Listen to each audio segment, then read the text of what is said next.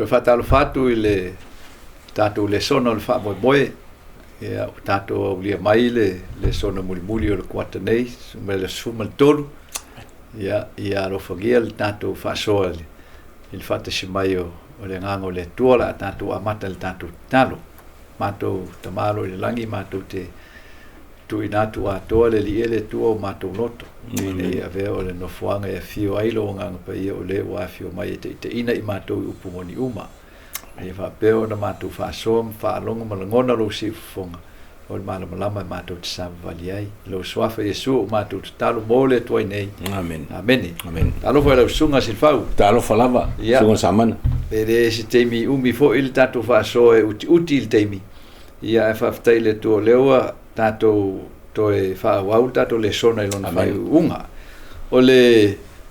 ole autu le o tatou le sona fai unga lo fa upuina fa pe o le fa potputonga au ona po le nu au ona o le fa sa bona na ile na io so e folinga mai ole mele na fefe alti apolo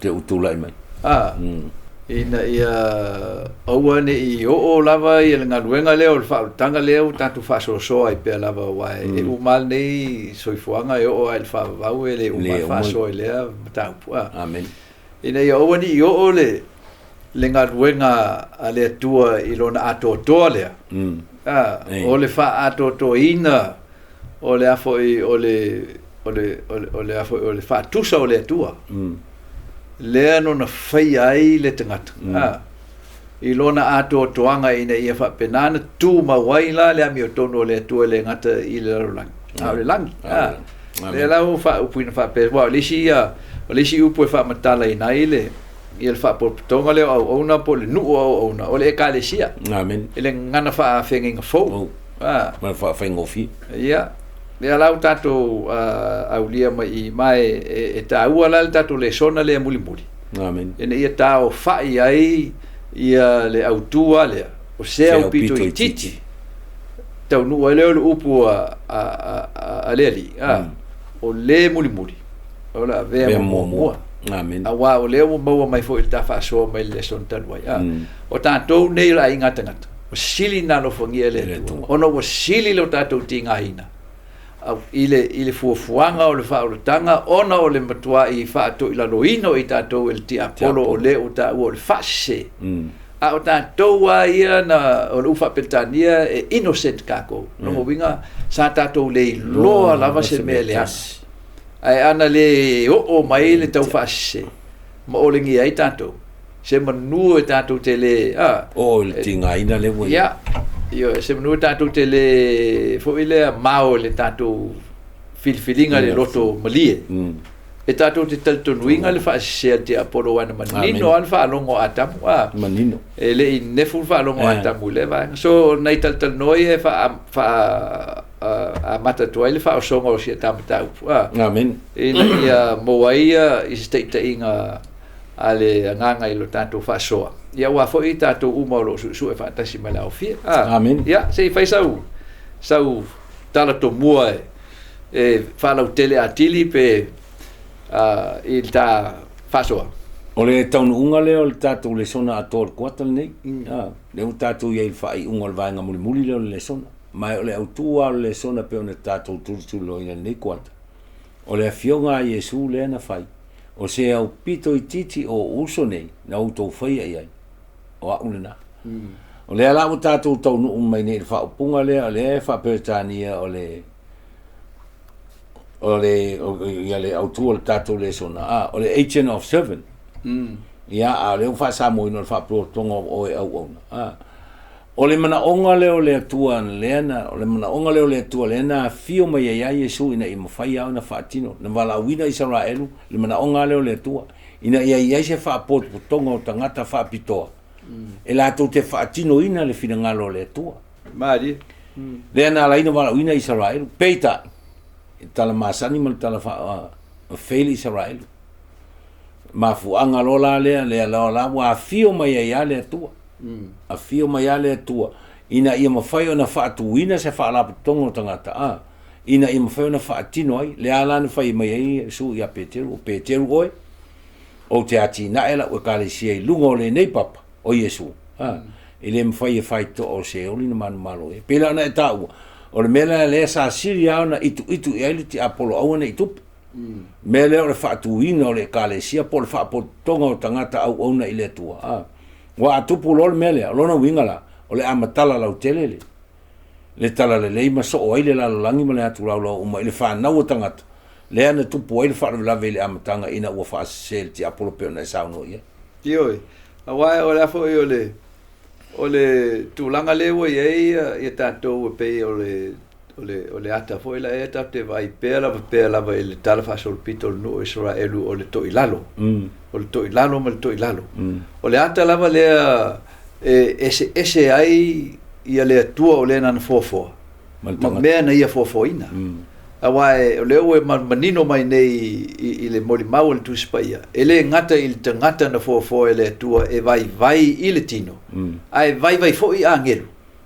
Le ia sa fai le tua. Awae na mua i maua i eila ngasala i le tumtumunga o fofoanga le tua. Lea lae e ta wai isi vaenga ia la tata ua ta faso le sona lea. E alai ona ta ua tele i le tua le tu langa lea. O le ausia le kalesia, le tapu laa lea. O le nuu o auna. Amen. Awae e le o le anganga lea o le ti Apollo o le fia au auna. O le anganga o le ti Apollo o le fia sili. Fia pule. O le fia pule. O lea lae e le ali mai i le tato le sona lea. E ese le anganga o le tua. Ia, ata vaila le matua. Nae o peo vavae mai e le matua ia tato. Vaenga i e lua e manau mia e ta whaasola. I tite au vaenga mo mole fe mai nā tato. Tau whima uia i le wha moe o tato tau tino atu. Ma le fo iai. Vaenga mo mua na. Ia. O le whaavae la le ole. O le afo e o le nuu lea. Le tau mai e le apostolo i. O le fesiri la mo tatou. O le a lea wha moe. O tatou tau tino atu ai. Ma le lefe fo iai. Ia. Abo tusi lea mai el tamatua leo le e peru. Tusi o e peru. O le e peru lea mai e le e peru se furu. Na e olo au mai el matua lea o le e peru la ea. La e tau mai e le apostolo e a tatou. E le mawhai e toto o povi ma oti. Ona mangalo ingsa. Ona mangalo ilang sala. O le toto ke riso. Na fa tasia o na fai. E mangalo ilang sala. Ya ona avelo leo tatou apostolo le fa upunga na fe mai na o leo fai on tatou fa malo siatu. I tala tuatu o le ie pui. I le me sili o na paia. Ono le toto Yesu wa o le to e fai le toto le povi maloti. O le toto Yesu la le fa sino iai. Leo fai mai. O le to i nei. Wa fio le langi. O lo o iai nei. E le to e oti lava. O le toto lalna. Le mafua ai le nuu le o nanga. Amen. Wa o le fa vaela e po le tapula la e fua iai o nanga le. Le alai on fa mai le tua. Odi e fata le lema e fata mala. I se au pito i titi.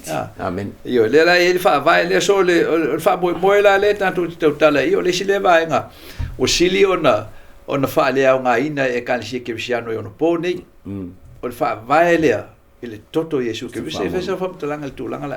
Ma nei fa mai le o le fa talanga le apostolo Paulo. Na ilo le apostolo le fa pa potonga le tau fa potonga o ona pole kalesia. Na lo e Paulo. E au ina fa malosi tangata o fa potonga le. Le anga e ia le taimi fo ia tangata. Ma fuanga la le fa mai Paulo i. Inata tota ofi ma wia ile fa moe. O ta tota o tino atu ma le fo ia. Le fa moe le ile toto ke risol tama ima moe. Le ana ta o fa tasia ona alu mai i lumol no fali o le tua. E fai ia le taulang mo le fa o le tangata pa wale o le fa mo le tangata o le toto le tamai ma mo o keriso na fa na fola o le afio mai e maliu ma fa malingina lo na toto ina ia ola le tangata le ana fai ia le tua o le fa mo la le o tangata le e fa mo ne ia i fa po tonga au ona po le kalesia le tua O le wha moe ola. O le wha moe o mona fola mai. Amen. O le wha moe fo i e le whesiringia pe tau mate. O tangata umala i tonu o le wha lapu tonga leo au ona po le kalesia. E au ina wha moe i ai. Ia. E au ina lato mauti noa. E au ina sawa vali ai ma le wha maoni ma ta ofi mau i ai. Se ia o lava i le taimi e tau nu o le wha moe le. E tā ua tele le wha vai la ea. A wae o le wha mtalanga lina. E wha matala i lea mio a tangata i e tonu o le ulea. O le kalesi, o le wha tonga o. Ia, o le a mio la le tau tala i e tātou i le mana o a i le ngango le atua. Ia manino ia tātou le kalesi a i le wha umaina le songa lea. O le a mio ke riso. O le a mio le tua. Le ala e mai paulo le peru le se fulu. E le mangaro se anga sala i le toto povi moti. Moti le sa fai taulanga i te whentu. A wae le mawhai o na po ua le toe i loa anga sala i le loto 48 pe ana wha pēa o ngā le toto la ea. Amen. A o le toto la o Jesu Kiriso. E o ai tātou i le tūlanga la ea. E tātou te le toe anga sala i. Pa le loto 48. Amen. A wa o lea o iei le taulanga lea o sau nia Jesu mo tātou. Le o mo wai e tātou so soani lea. I le tātou whātua tua. O le tātou whātua tua la, e tātou te whāta i tai ai. I le whāti nonga o le ngā luenga au na Jesu lea, o lo o ia whamatala mai pēa i la na fionga. Lea na mata ma mai moa i e lau so. Lea fo ina ba i e paulo. O lea fo ina moli mau i. Lea fo ina moli mau. Mai ala o apostolo. O le ata la ea, o le nuu lea, lea la e ta ua le tatu vaenga mua lea. O afo i o meo au na e malama i le swinga. O le agent of change. A wai le mwhaina vea o e au na e malama i le swinga, pa pia i le iualo o langa ali sifa. No. E le mawhai o na ale suia o tātou o langa. E le mawhaina vea i tātou au na e fai le swing o le soifuanga ma mo le olanga le tātou te ia. Al swinga la na o le olanga e wha lango ma wha vai i lunga o le mana o le anganga pa ia o tātou maua ona o le swinga o whai e Jesu i non tino. Amene. A wal mena lene ese le mele o fai e Jesu ma le mele sa fai el taulanga el falta fai. I toto man. I toto man. Amene. Sa fai il toto manu ai le ma fai ona be ese mai e atatou le anga sala le e anga sala i ma loto fotifo. Le mele o fai e Jesu. O ma fai le anga pa ia leo a wina mai ona o le maliu ma le tu Jesu. Ona tatou manu malo ai.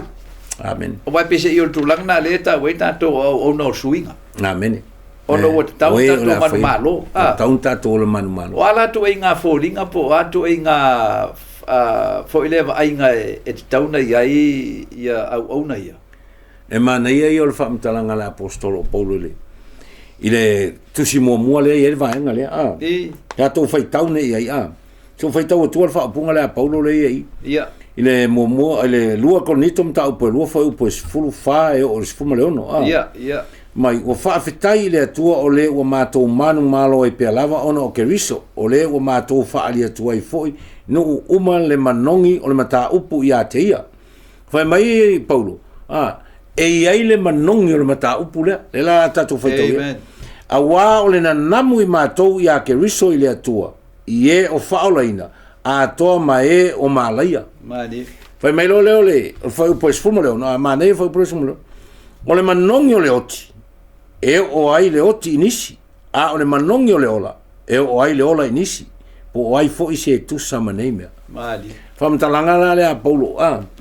O tangata o le whamtalanga le a Paulo. Le o tau sao mai a ia tangata e whaia le suinga o le olanga. Ma le soifuanga ma le suinga e tauna e tangata. Whai mai lo le o Paulo. A e manao ia e sui oe. Ia e manongi o Keriso. O le manongi le nao le ola. Mali. Ma e o tuai le ola isi. Mali. Ai a ta whai e rei ai.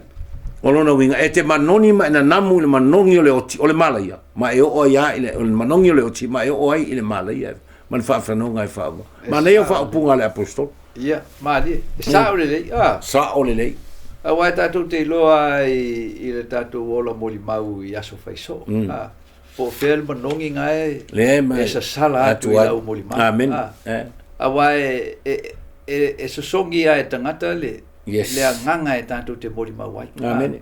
e loa e tangata le nganga se ma le nganga sao pe a fai e ia tātou le molimau Amen. e tu sai ma le molimau le tu spai a le kalesia le tau tale la pastor Kalesia le tau tale le ta o le tino ke vis le kalesia le fai mai polo ia utou tau fi mau le fa moe moe au ai fa maoni ale atua le na fola mai Ioi. O fa mo mo le no fol me to le fa me lo polo tatu to to lo to nei yo to ta o fi mau yai ele pelo le to fa ma oni le to ya no fol mai yai o le melale o na onga la le o tangata o le kalesia ia manongi tangata o le kalesia po tangata o fa puto ina manongi o le ola ina ia o le ola isi ina ia o le tala le isi al fa tinonga la o manongi le o lo so i fua maola i le amio le tua. O le manongi o le ola le tua.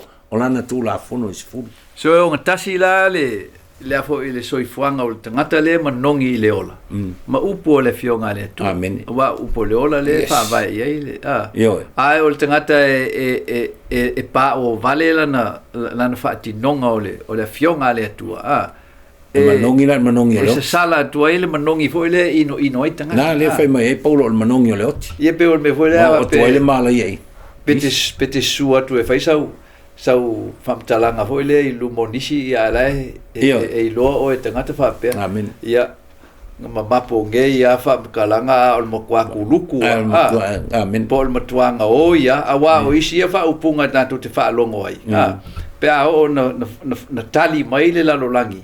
Ele tatou fia moli ma watu po tatou fia tala yatu so me ia tau na lapatai nei tatou se ta ola ile vaenga le ta o na o e to toe le ta o fa petani e servant remnant ia ona o mai le sona le ia tatou fa mantunga o le fa i longa o na o e o to toe le ta o mai fa linga sful ma lua lona fa o sful ma fitu o e o to toe o le fa na o fine o e tausi polo inga le tua matao file mau ya Yesu a ola na tu mai ata to le afo le fa vaela e pe o le fa manatu mai la le sona le ata to o ta to nei tatou ni lo tau aveina le feaule ta o le fina o tele po fa matala ina le ia le awa onga le o le tuspa ia o le lalolangi ma le tatou au maunga le iai o le fatinonga le o le afo e o le filfilinga o le loto fuete i fo le tangata i le vā lea o le leima le leanga po fea la a fuli mpalasi i le filfilinga lea o le loto fuete i fo le tangata i lona i unga e fai mai la le mo le mau o le tuspa ia o lona i unga afo e fuli le afo i le filfilinga le tangata e matau i le tua ma ana i le tua al mea la le tupu ua vatu e tātou le feauna ia ai sa sala to e manongi o tatou folinga. Amen. Se fai sa foptalanga le ma nei ia ua le tala le au mai i le o le mau le au mai i e fa matala ati le mele. O le au ona le o mose. Ia. Le soto le tos fuma le lufo mo suma le fale to e fa mai ai to e fa manatu ia tatou wa. Ia. O le mea tonu ale ta o le manongi o le ola. Na manongi ai mose. Amen. Wa le ama ele tala le me taimi le alu mo so tala masani ale ato e fa manatu mai tu spa ia tatou le sona ne le alu mo se na tai mai Israel na stai mo se alu o tala masani le au mai ngo Israel ele se me fa ngofie fa fa nga i ma farao au se ia o ina matanga farao ma au mai le nu sa va vali le fa se fulu tau sanga ile ne va ona le mui ai anga malu ale le au ona alu mose ilunga le vala aule tu e luatu ilunga ina ia sa o mai tu la fono ai foi mai mose wa makwa nga moki umalangu wa le ai ma se o to na molo Israelu o ai le fai taula o le mesili na no fai ta o le ata la le na e au na fa manatu mai ata to au na muli le ata le o rona malenu na fa ya ma le la to ma o sisiva ma fia ai foi mai mose fai mai le fa mtalanga no fai atu mose ai fai ga arona ai fai mai arona ole nu tu ai arona na moti le nu ai ngalo ai ole mua na moti le fai taula ole ata le o tato be a fai tato tele fa maoni ole talama nei ala ile tala le ole no wo mana ole tu ala fa mutia Israel male mal fa ele ai fai mai le au no mose le atua a fai e te tongi ang sala no mai fa umtia ia e ave ese lo ungo ma le tusi o lo le soifuanga na e tauna soifua le tangata le le tangata e na te amana ia le tangata o pito i titi soifuanga le soifua i mose na monga na malia mose ave ese lo na ingoa na tu le vao le tua ma le nu malia mose ave ese lo na ingoa ma le tusi o lo aia fa manga pa fa ile fa manga lo le tua le sala Israel le tua inga soifuanga na le mana o le tua soifua ai tangata ia tau o fa apoto potonga o ona po tangata o le kalesia moni ale tua na tote avel fe au le tala le tangata ua soifua moni ai le melea o le amio le tua tu la fono le tua tausi polo inga male mau ia Yesu o le soifuanga na le mari wa ta ua tele le vaanga la e wa o ila to ia ta o ona ia o e tutoe o ila to ia o le o lo o tu la ia ile mata foi o ile o le tau fi mau le fa moi moi amen a wa ale ai se for linga o le fa moi moi e ali i soifuanga o tangata ia e le mafai ona malama foi i isi po e au pito iti e o lo mai tau mai lato i le fa tinonga o le soifuanga tau so le si le tu inga pe o tu langa la le o vaenga e lua ta o i o le fa longa o e to toe o e tausil polo inga le tu le mau ia e tafi mai su ke viso o le lautele o le au kemsiano wa malama malato ngaru lue e fa tino tu langa le tafi le mau ia e su ke viso ngo winga o le fa tu le maliu ma toto e su ke viso e tongi o laila wa ngasalam fa ma ngaru nai o e matali nai o e le tu a le vaenga la le lua o le vaenga le fengeta o le tausingo polo inga le la ina tua i tanto listing va pe o le mapo tu la fono o le kalesia a le mafu anga le ina pese i faile il fa upunga le mapo tu la fono ona foi folinga mai ele o ngasile le soifuanga le fa atino e tanto male ma le nganga le o mose le nganga le o mose le tanto te tautala i e pe e pa lo tanto soifua le tanto leo momoli o le fe au le tua i le langi la utele o la tau fa longo mai po le au nga o le tanto momoli atu o le tu langa le tu la fono al tu la fono le tu fa mai le fe nga le tu ele lei e ato toa le ai se me mau ai le ola amen ai a fa tino la el tangata el tau singol tu la fono ya ona mo lo le tatu por venta o el fa soto luai e avatu e le fetaui e sashi fo le ole ila u mata ai o fa velave le tupu nei tangata kerusian o le tau singol tu la fono e tau si mo le wa ai le tau si mo le o le tua ila mata ile me tu la fono sa tau si Israel o le tu inga tau si nan tau si e u taia ma fale sai o le tu la fono na tau le atal na tato le foi tato io a foi lo foi tu o le tala fa solo pito le e fa pertania history repeat fa pena uma me tonu ana tupu i te mio Israel ma sa solo mai ai u taia ma fale sai le tupu nei tato le mafu le mela na le e ala i ona tupu farvelave o lo tatou tausia fa tainga fai mai le tele o tanga se o le anga tu la fono ai tasi al tu la fono la o le anga e tal tonu ele nga oi e tal tonu ele o le tasi ale tua e tal tonu ele mulilua e tal tonu e ava i matua ai o mai tu la fono sa pati fai mai lo le o le anga tu la fono fe siri ai sa le anga ele mo ai se le yo e mo wai le le mo wai se le yo na le tu mo wai lo na le le si tu o le vaenga le tau sia sapati o e tau si sapati ai a ola i le lautele o le si o manga ia tatu watu le fai si winga fo e si siva amen e talitonga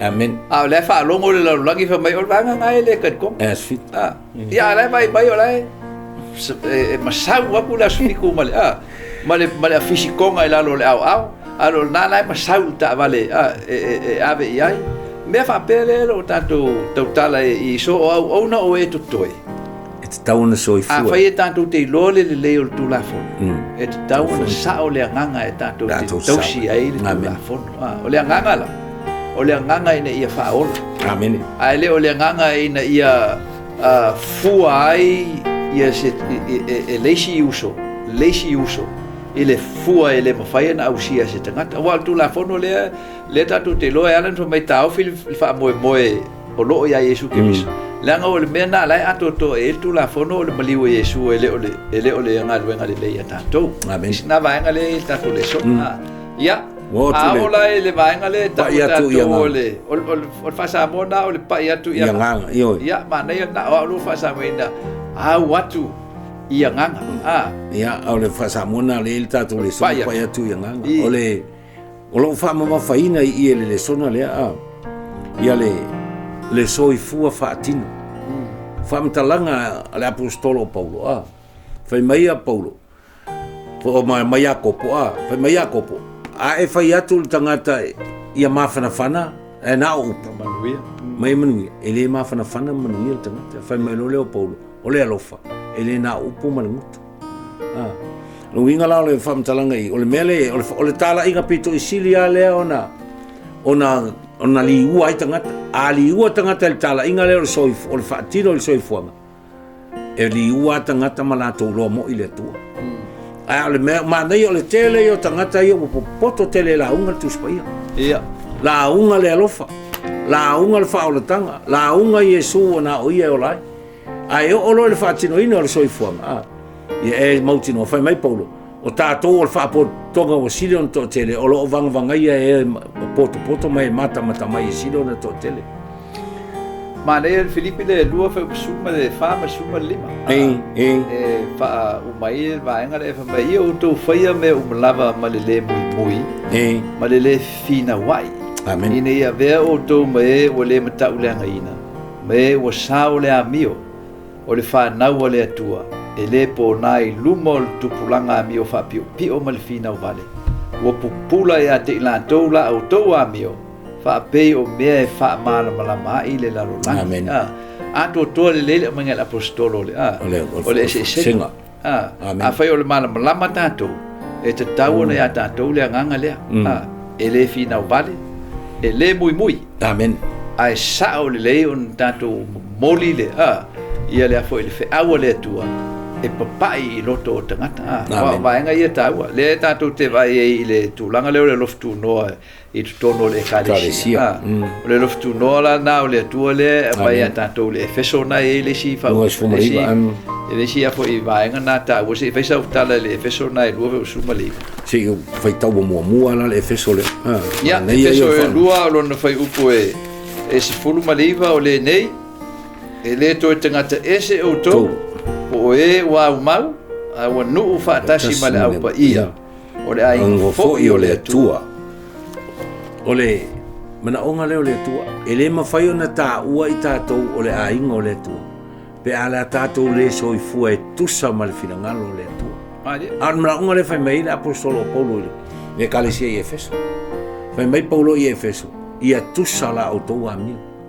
ma le tala le lei a wa o mana onga le na o le tua o tangata ia ta o le tatou le sona le vai so le tangata o fa po tonga o ona pole kale sia le tua e ao na soi fua le finangalo le tua e ao na tino lo latu soi fua fai ngo fie fai mai le fa upunga le i le sona e le te tauna fete nai le launga ina o le tala le lei ma le fa tino ina o le soi fua ngai soi fua le tangata e launga ina le fa o le tala le a le mele tu o le tele i o le au fai launga tele tātou e po poto i launga ai e olo il whaatino mal whai mai lo leo Yesu a fua nou tau loa ia mea koma amu ia o tau pe au tau whai whatoa wha amu ia Yesu i tangata o le kalesia ina ua whaia le finangalo le tua ua whai mai Yesu i o le matau e leo le ali ie a o le na te whaia le finangalo o lo tama mari papai ia o le la o tato o mai le vaenga muli o tato mtu ta loto le fa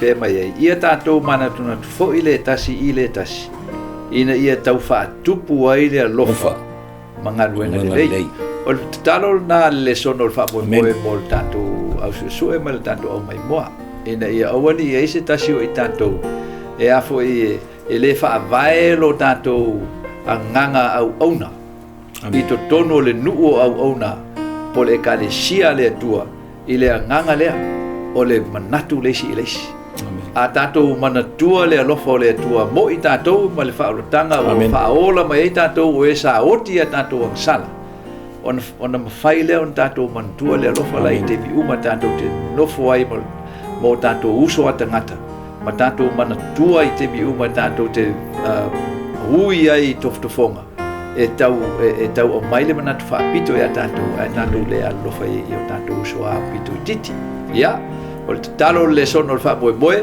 i ta penga i tatou mo le tatou le sona o lo so mai nei le kuata fo ai e whamanuia le atua Amen. I le tatou sa ilinga i ni a ve i tatou o le nuo o ona o le malo le atua Amen. Amen. Tatou te talo lo matou te malo le langi e te oe le vi inga e whaabavau wa o lau lava fio le li ele tua na e whaia i matou lo lama whaatusa o au ngā ruenga fo i matou uma ia Yesu Kiriso Iyo. ia whaapea o na mala mai o matou loto o matou tau tino o matou tūma wai o no lo whaatasi mai a te matou Amen. Amen.